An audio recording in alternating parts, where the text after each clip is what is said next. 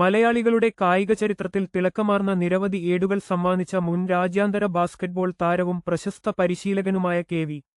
Alexander 84 വയസ്സിൽ വിടവാങ്ങി. ബുധനാഴ്ച രാവിലെ പുഷ്പഗിരി ആശുപത്രിയിലായിരുന്നു അന്ത്യം. കായിക ലോകത്ത് അലക്സ് സർ എന്ന വിശേഷണത്താൽ അറിയപ്പെട്ടിരുന്ന അദ്ദേഹം ഇന്ത്യൻ വ്യോമസേനയിൽ 13 വർഷത്തെ സേവനം പൂർത്തിയാക്കിയ ശേഷമാണ് പരിശീലന രംഗത്തേക്ക് എത്തിയത്. 70കളിലും 80കളിലും വ്യോമസേനാ ടീമിനെ ദേശീയതലത്തിൽ വിജയങ്ങളിലേക്ക് നയിക്കുന്നതിൽ അദ്ദേഹം നിർണായക പങ്കുവഹിച്ചു. 1973 ഫിലിപ്പീൻസിൽ നടന്ന ഏഷ്യൻ ചാമ്പ്യൻഷിപ്പിൽ ഇന്ത്യൻ ദേശീയ ടീമിനായി അദ്ദേഹം കളത്തിലിറങ്ങിയിട്ടുണ്ട്.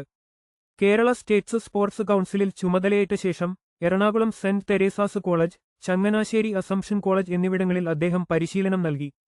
1984 കേരള സീനിയർ വനിതാ ടീമിന് ചരിത്രത്തിലാദ്യമായി ദേശീയ കിരീടം നേടി നൽകിയത് അദ്ദേഹത്തിന്റെ പരിശീലന മികവിലൂടെയാണ്.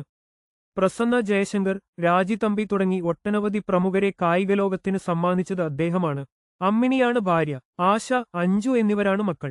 കായിക ലോകത്തെക്കുറിച്ചുള്ള പ്രധാന വാർത്തകൾ തത്സമയം അറിയാൻ ഈ ചാനൽ ഇപ്പോൾ തന്നെ സബ്സ്ക്രൈബ് ചെയ്യൂ.